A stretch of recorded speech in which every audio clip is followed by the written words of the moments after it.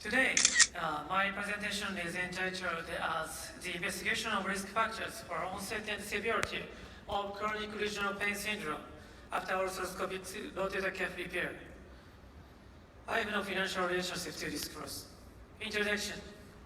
CRPS is known as a chronic painful disorder that usually develops after a minor injury to a limb. According to recent reviews, potential risk factors of CRPS are female fracture of distal radius and severe acute pain and immobilization. So why CRPS is seen after ARCR?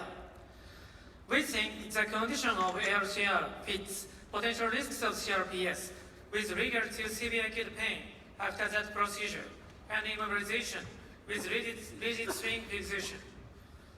So today, I'd like to demonstrate our investigation about onset and severity of CRPS after ARCR.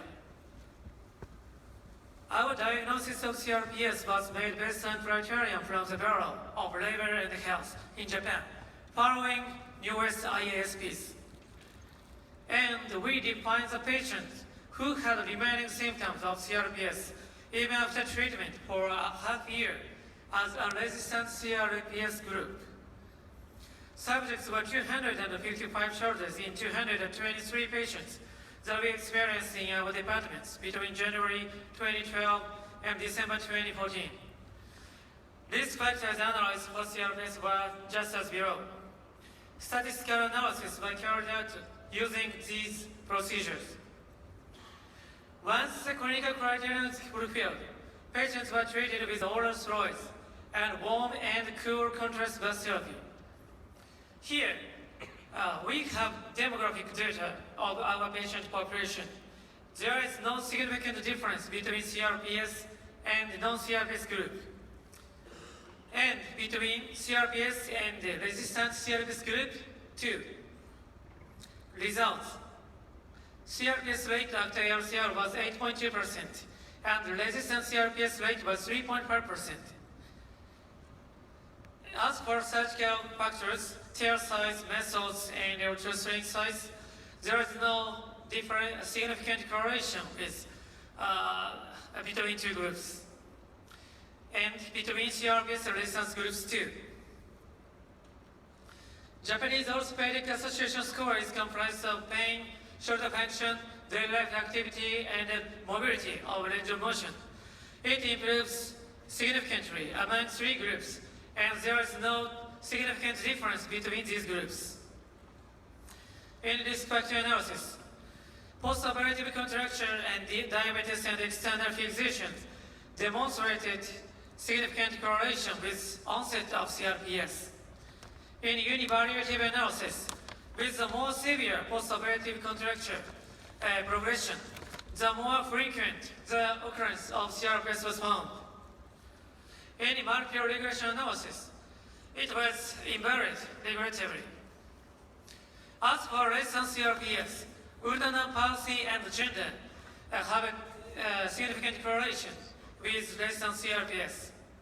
In univariative analysis, the coexistence of ulnar palsy and male gender have significant correlation with resistant CRPS.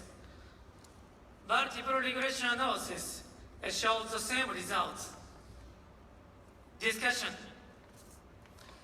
There are scant reports about CRPS after ARCR internationally.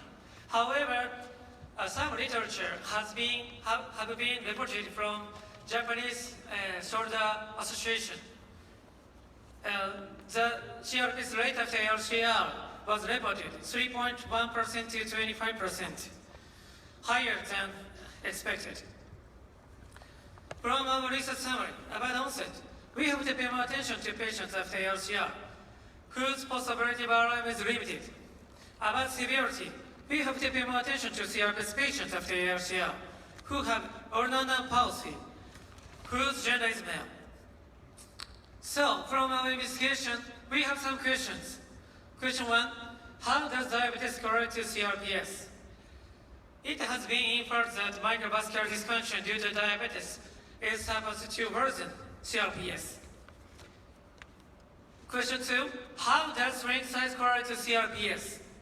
We hypothesized right swing caused stronger compression to ulnar nerve sulcus because of the difference of swing position. So we add univariative analysis in terms of it. The larger swing size equipment, the more frequent the occurrence of ulnar nerve palsy was found. So, reading question 3. Why is ulnar nerve palsy a risk factor of less than CRPS? Ulnar nerve palsy is one of peripheral nerve disorder.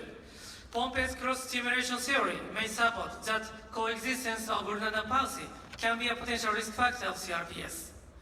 Final question. Why is male gender a risk factor of less than CRPS? For our assumption, the reason is that most of male patients were manual laborers who had phalangeal osteoarthritis. However, we couldn't investigate their occupation and existence of finger osteoarthritis. Additional research should be followed. We think, finally, the condition after ARCR includes factors of both RSD and Kawasaki. Therefore, although an occurrence of CRPS after ARCR is occasional, we have to pay more attention to it because of this result.